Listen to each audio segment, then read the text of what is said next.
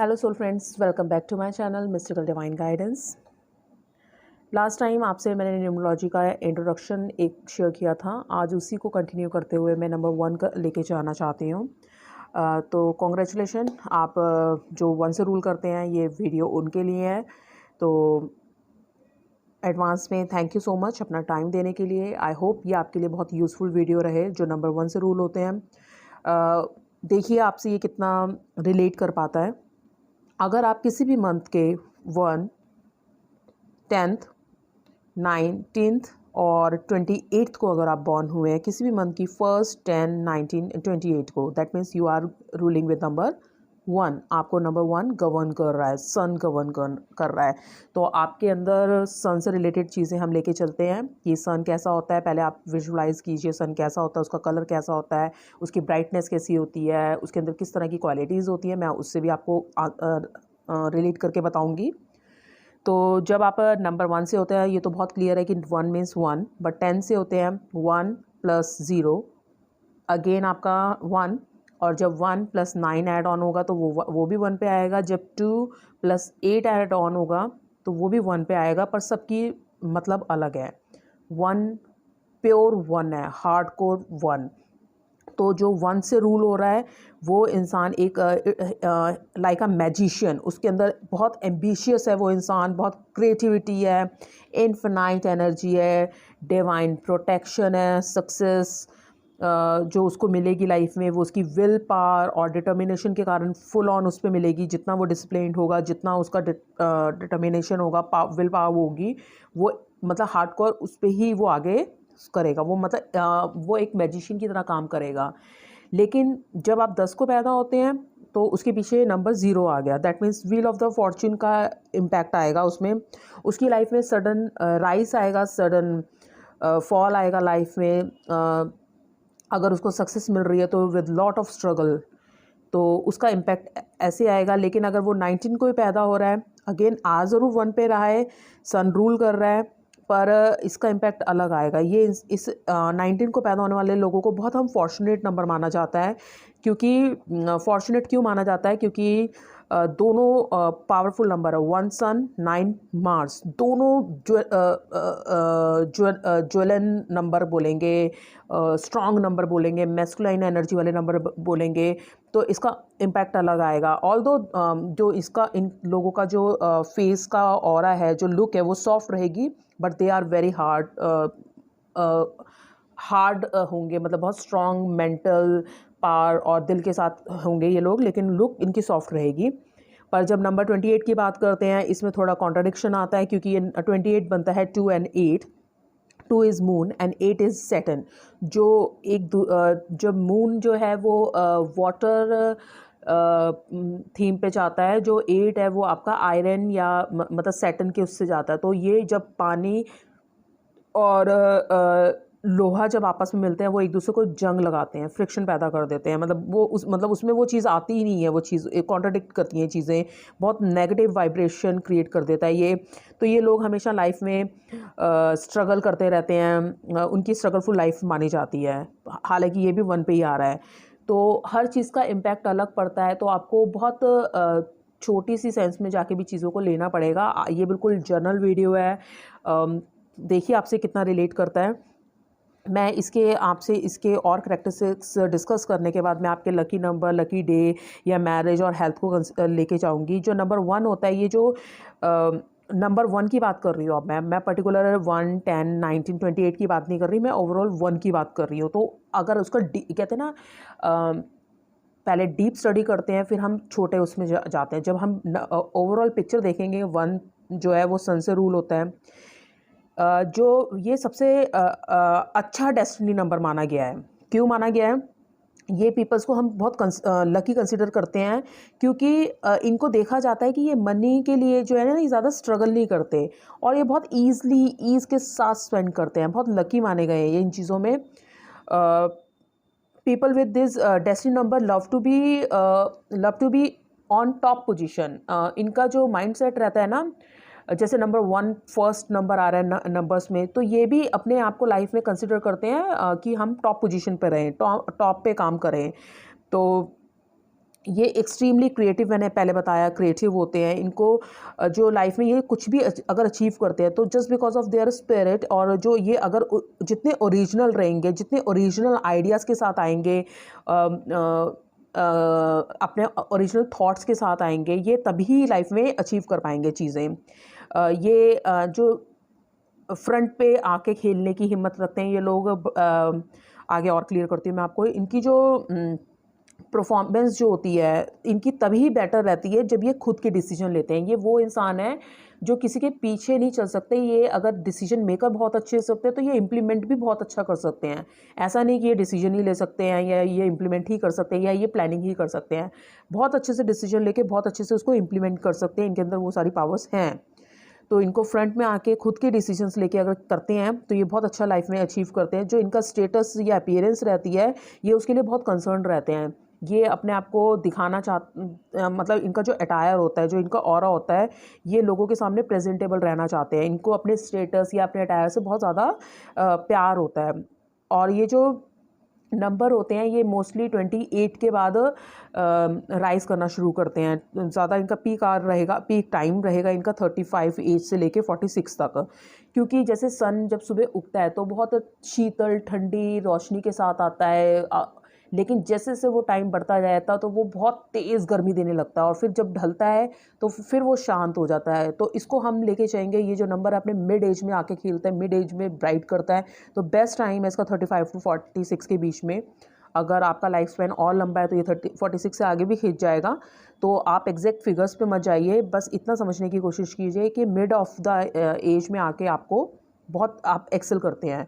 तो अगर आपके बर्थ नंबर में अगर 3, 6, 9 कहीं ना कहीं नंबर ये आ जाते हैं, सपोज आप 9th मंथ आ गया या डेट ऑफ बर्थ में आ गया या 6 आ गया, 3 आ गया, 3, 6 and 9, that means it's like another feather in your cap.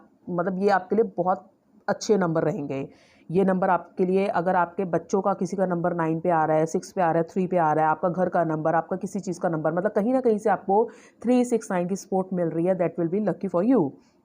तो ये जो लोग होते हैं बहुत क्लेवर होते हैं, ईगोस्टिक होते हैं, सेल्फ सेंटर्ड होते हैं, पिग हेडेड होते हैं, वेरी स्टबर्न, बहुत ज़्यादा स्टबर्न। एक बार अगर इन्होंने कह दिया दैट मीन्स कह दिया।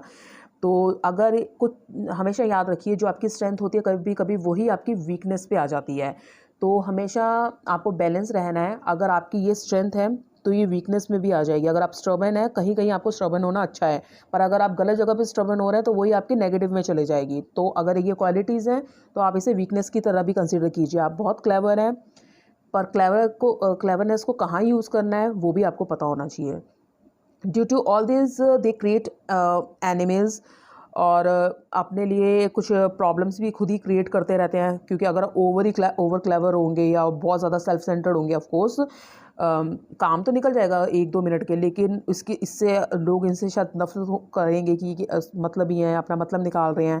तो ये खुद के लिए प्रॉब्लम्स क्रिएट कर देते हैं। कुछ जो हमेशा याद रखिएगा, जो नेगेटिव साइड होती है, अगर मैं स्पिरिचुअल सेंस में आऊँ, क्योंकि I am a very spiritual person, तो मैं उसे कंसिडर उसी तरह लेके जाऊँगी। अगर ये जो चीज़ें हैं ना, आपको शॉर्ट टर्म गेन ज़रूर दे सकती है पर लॉन्ग टर्म कभी भी नहीं देगी ज़िंदगी में। तो आप जितना अपनी स्पिरिट के साथ ट्रू रहेंगे, अच्छे रहेंगे, और अपनी ये जो पावर्स हैं इनको पॉजिटिव सेंस में यूज़ करेंगे, किसी का गलत ना करते हुए, तो आप बहुत शाइन करेंगे।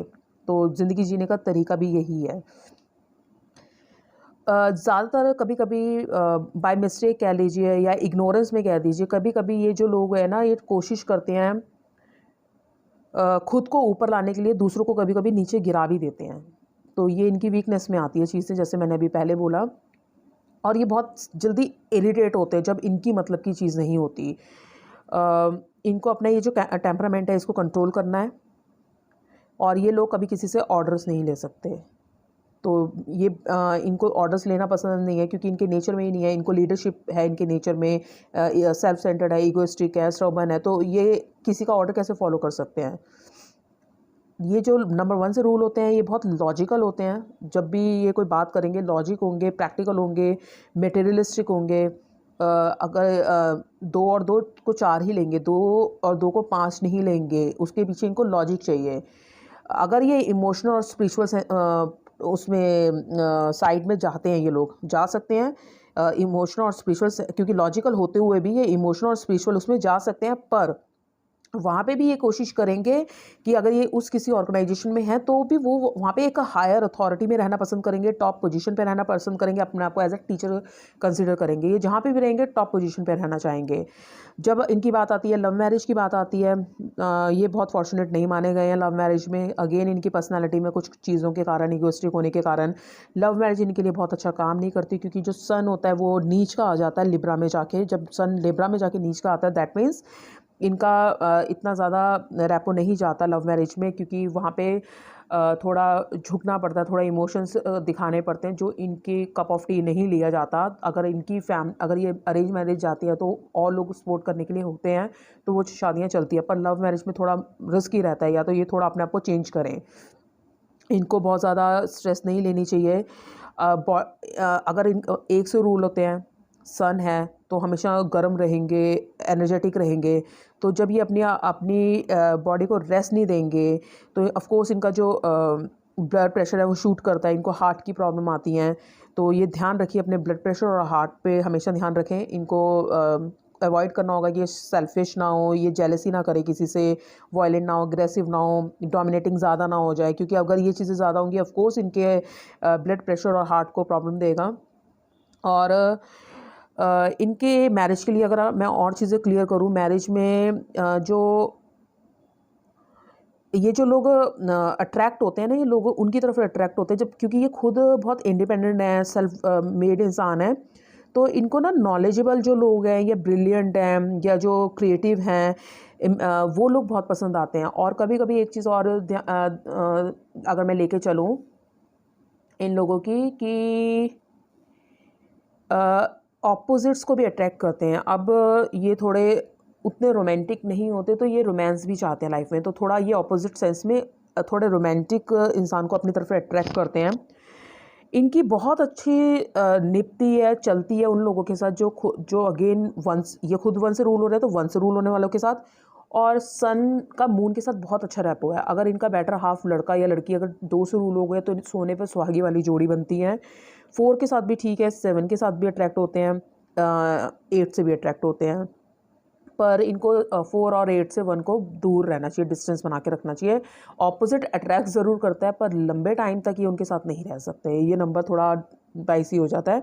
तो बेस्ट पार्ट इनका 1, 2 एंड 4 और नहीं सॉरी 1, 2 और 7 रहेगा।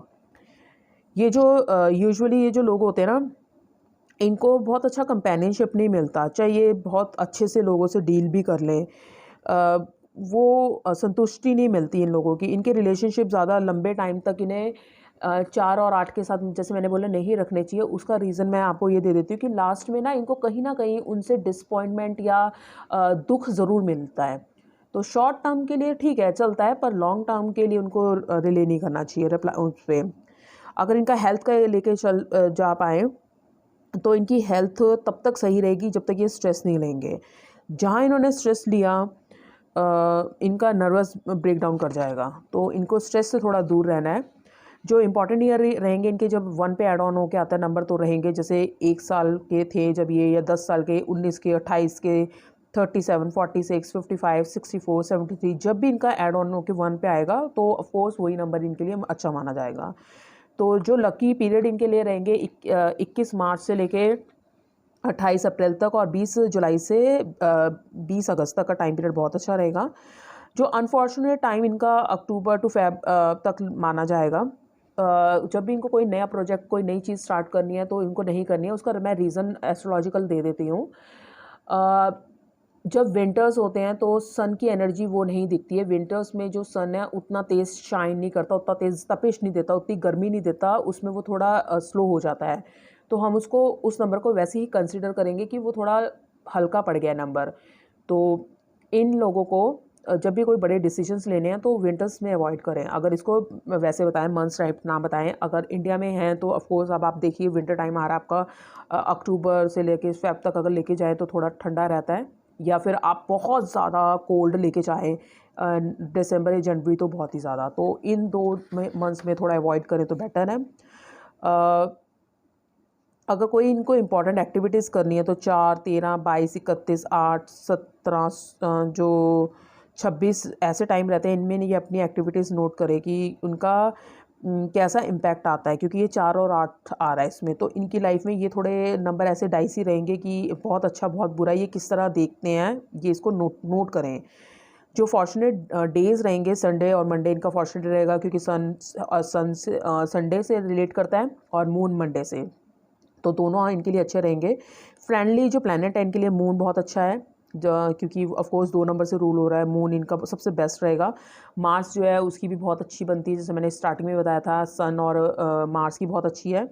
और गुरु के साथ भी इनकी, जुपिटर के साथ भी बहुत अच्छी रहती है प्लैनेट्स। जो अनफ्रेंडली रहेंगे वो अगेंस्ट सैटर्न रहेंगे, क्योंकि अगर मैं इसकी स्टोरी आपसे डिस्कस करूँ, जो सूरज है वो पिता है शनि के, तो उन दोनों पिता पुत्र में कभी बनी नहीं थी, तो वो छाया से पुत्र पैदा हुए थे शनि, तो वो अपने पिता से दूर रहते हैं, तो उनकी बीच में कभी बनती नहीं है।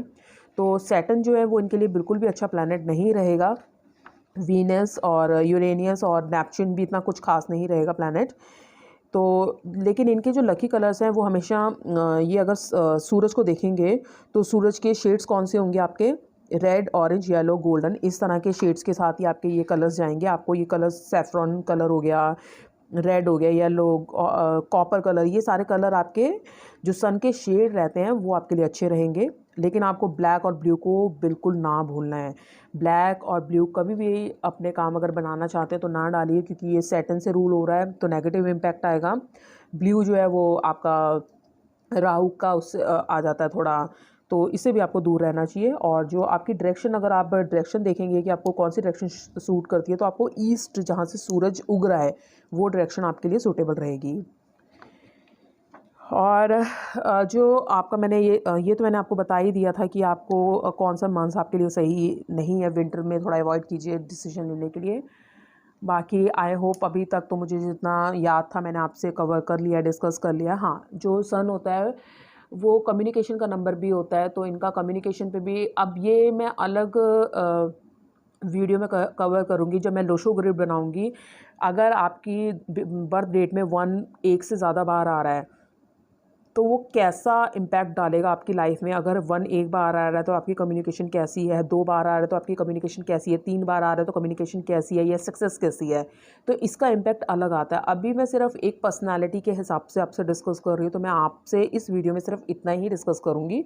अभी मैं जब सीरीज़ ख़त्म कर दूँगी 1 से लेकर 9 तक, फिर मैं उसके बाद आपके मास्टर्स नंबर या कार्मिक नंबर बताऊंगी। उसके बाद फिर मैं आपसे किसी की केस स्टडी डिस्कस करके फिर लोशो ग्रिड भी डिस्कस करूंगी, तो ये बहुत बड़ा कॉन्सेप्ट रहेगा। तो आई होप आपको ये वीडियो अच्छी लगी हो और आपके लिए थोड़ा यूज़फुल रही हो। अगर आप कुछ पूछना चाहते हैं तो प्लीज़ आप मैसेज ड्रॉप कर सकते हैं।